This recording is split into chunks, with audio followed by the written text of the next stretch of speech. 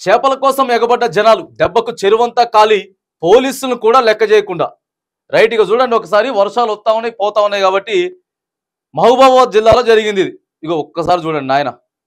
ఇగో ఎవరికి ఇష్టం వచ్చినట్టు వాళ్ళు ఎన్ని చేపలు పడితే అన్ని చేపలు. తీరా పోలీసు వాళ్ళు పోయినా కూడా ఇంకే పబ్లిక్ తలుచుకుంటే పోలీసు వాళ్ళ లేకపోతే ఇంకోళ్ళ ఏముండదు ఆడ, ఏ ముచ్చట ఉండదు.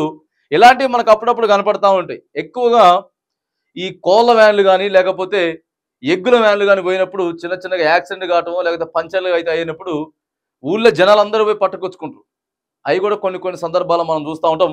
సేమ్ అదే రీతిగా ఏడ జరిగిందట, మహబూబాబాద్ జిల్లాలో జరిగింది. చూద్దాం ఒకసారి. ఇటీవల కురిసిన 1-2 భారీ వర్షాలకు గ్రామాల్లో చెరువులు కలకలలాడుతున్నాయి. ఈ క్రమంలోనే మత్స్యకారులు చేపల వేట మొదలు పెట్టారు. అయితే ప్రశాంతంగా ఉన్న చెరువులో ఒక్కసారిగా అలజడి చెలరేగింది. వలలతో వేలాదిగా తరలి వచ్చిన గ్రామస్తులు చేపల వేట మొదలు పెట్టారు. దొరికిన వాళ్ళకు దొరికినని చేపలు పట్టుకొని పరుగులు తీశారు. దీంతో ఆ చెరువు పుష్కరాల్లో కనిపించే దృశ్యాన్ని తలపించింది. ఈ ఘటన మహబూబాబాద్ జిల్లాలో చోటు చేసుకుందట.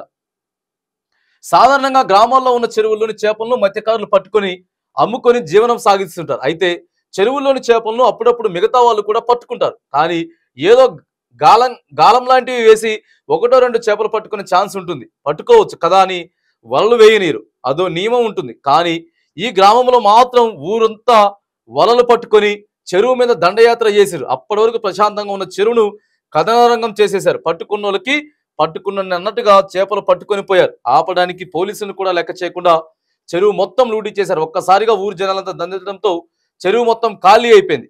ఈ ఘటన మహబూబాబాద్ జిల్లా కొరవి మండలం నెరడ గ్రామంలో జరిగిందన్నట్టుగా. గ్రామంలో పెద్ద చెరువులో ఎప్పట్లాగే మత్స్యకారులు చేపలు పడుతుండగా వేల సంఖ్యలో గ్రామస్తులంతా ఒక్కసారిగా చేపలు పట్టేందుకు తరలి వచ్చారు. ఇక ఉంటది కదా ఊళ్ళో, ఏం చెప్తారు, ఒక్కరు పోయి వచ్చిండ్రు అనుకో, వానికి 1-2 చేపలు పడ్డాయి అంటే ఆ చెరువులో మస్తు చేపలు పడతాయి కానీ చేపలంటే ఎవరు ఆగుతారు?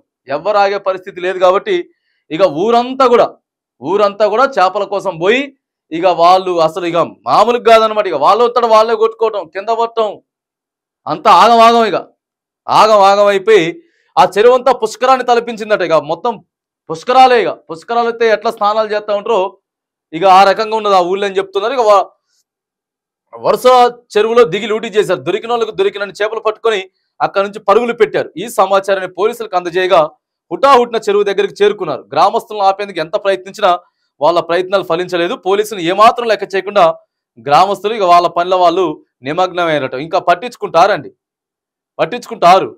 ఏడ పట్టించుకోరు పబ్లిక్. మొన్న ఇక్కడ చూసినాం హైదరాబాద్లో ఈ రాజ్భవన్ రోడ్లో నరేంద్ర మోడీ గారు తిరుగుతా ఉన్నాడు. ఊకే ఎలక్షన్లు ఉన్నాయి కదా వస్తా ఉన్నాడు.